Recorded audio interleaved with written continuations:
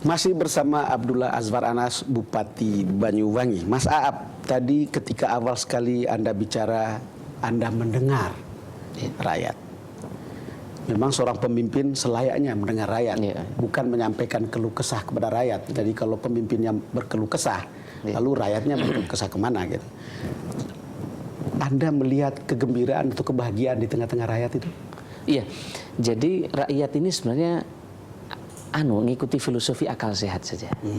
Jadi sebenarnya kalau yang dikerjakan pemimpin masuk akal, terus mengalir, ya rakyat bisa setuju. Kalau berbeda-beda sedikit kita jelaskan. Contoh ketika ada kebijakan yang rakyat tidak paham, kami langsung umumkan di koran. Dengarkan besok di 5 stasiun radio A, B, C, D akan ada rakyat bertanya, Bupati menjawab. Bukan kami hindari. Karena rakyat sebenarnya butuh penjelasan.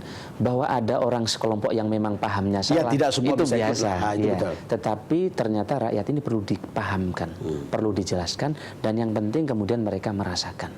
Meskipun di Banyuwangi tantangannya masih banyak, PR kami banyak sekali yang belum dikerjakan. Karena memang kita makanya Anda akan mau maju lagi, bukan? Iya, kita lihat nanti, insya Allah. Kira-kira begitu, Pak. Ya, tetapi ya kita gunakan akal sehat, dan kemudian rakyat akan mengerti. Jadi jangan palsu-palsu begitu kira-kira ya.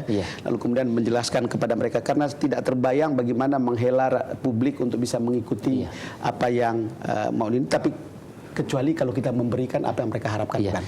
Jadi sebenarnya kita kan sudah ada ukuran yang formal-formal. Oh, angka kemiskinan waktu saya mimpin sekian. Betul. Terus angka buta huruf sekian, angka orang ibu hamil meninggal sekian. Ini harus kami tuntaskan. Karena kami tidak ada gunanya bikin festival macam-macam. Ternyata yang pokok-pokok ini lalai. Nah, alhamdulillah nih Pak Don. Nah, artinya apapun yang Anda kerjakan sekarang mestinya sudah yang terasa. Yang wajib tadi harus dirasakan. Dan itu indikatornya banyak. Sekarang jadi kepala daerah itu nggak bisa kayak dulu. Rapotnya dikeluarin oleh semua orang. BPS mengeluarkan rapot, BI mengeluarkan rapot, misalnya inflasi. BI akan mengeluarkan terus setiap 3 bulan inflasi. Betul. Nah, kebetulan dengan ekonomi yang tumbuh partisipasi tadi, inflasi year on year di Banyuwangi terendah di Jawa Timur. Tahun kemarin, dan kita 5 kabupaten inflasi terendah di Jawa misalnya, karena ekonomi kami tumbuh. Kemudian juga kemiskinan, dulu waktu kami memimpin 20,4%.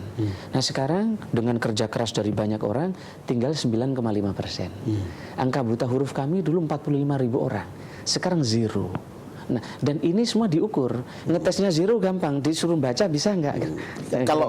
Kalau awam begini, Mas, orang Anda lihat orang makin hari makin senang, makin gembira, atau makin bahagia, bukan?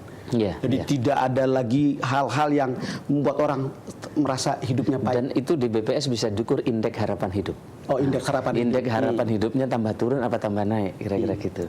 Nah, tetapi ini kan angka-angka statistik. Betul. Tapi yang lebih penting bagaimana kebahagiaan itu bisa dilihat. Itu betul. Di masyarakat. Jadi angka statistik itu bisa cemerlang, tetapi sebetulnya kan yang betul-betul faktual kan apa yang Anda lihat di lapangan kan? Ya, kira-kira gitu. Anda melihat mereka makin gembira, apalagi ada banyak festival. Maka kita bikin festival tadi supaya orang ada penyaluran kegiatan, rakyat sibuk. Sampai saya ditanya, ini kok banyak banget festival? Saya sambil guyon, ya rakyat ini harus dibikin sibuk. Kalau enggak dia bikin sibuk saya. Dan orang merasa Banyuwangi banget gitu. Kira-kira begitu. Dan sebenarnya dulu target kami orang supaya bangga dengan daerahnya.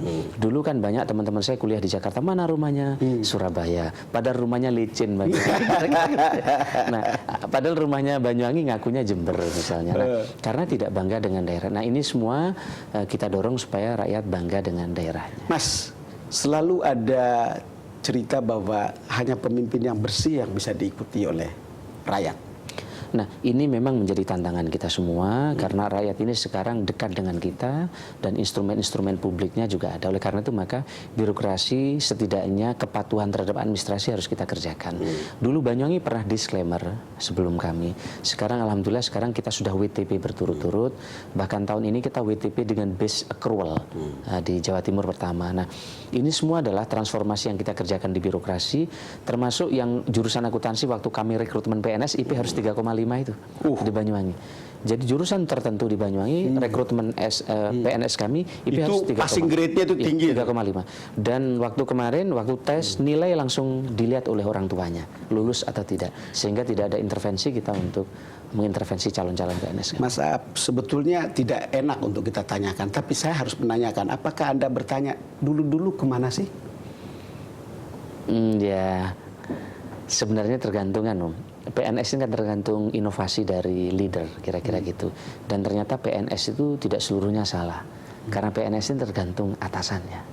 Karena PNS itu patuh kadang dengan atasannya. Buktinya mereka ketika kita ajak lari, ternyata bisa. Meskipun ya harus hati-hati, kira-kira begitu. Dulu Profesor Sumitro Djohadikusumo pernah bilang begini, Mas. Dana APBN kita yang bocor itu rata-rata 30% tiap tahun. Artinya dikorup. Begitu. Saya tidak tahu apakah ini inline dengan APBD misalnya. Tetapi pertanyaan saya sebetulnya, kalau ada dana bocor seperti itu, apa maknanya untuk Anda? Iya, tentu kesejahteraan buat rakyat akan terganggu percepatannya. Dan oleh karena itu, karena APBD kami terbatas, kami dorong bagaimana private partnership ini gabung. Karena tangan pemerintah ini terbatas. Termasuk mengurangi kemiskinan tadi kami bersama swasta. Bahkan kita sekarang punya stadion yang cukup bagus yang sekarang dipakai Porprov Jawa Timur. Itu sebagian dari swasta. Mungkin model pembangunan bagaimana pemerintah dengan swasta ini ke depan terus akan kami tingkatkan di daerah sehingga capaiannya bisa lebih optimal APBD kita. Ya. Untuk perasaan pribadi Anda, apa yang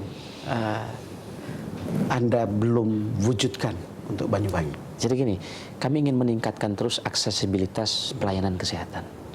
Kemudian hak-hak orang miskin yang mestinya bisa lebih dipenuhi dengan APBD yang meningkat. Nah, APBD kami terus akan tingkatkan. Kemudian kesempatan masyarakat untuk mendapatkan pekerjaan. 3 hal ini yang menurut kami ini perlu kolaborasi dengan pusat.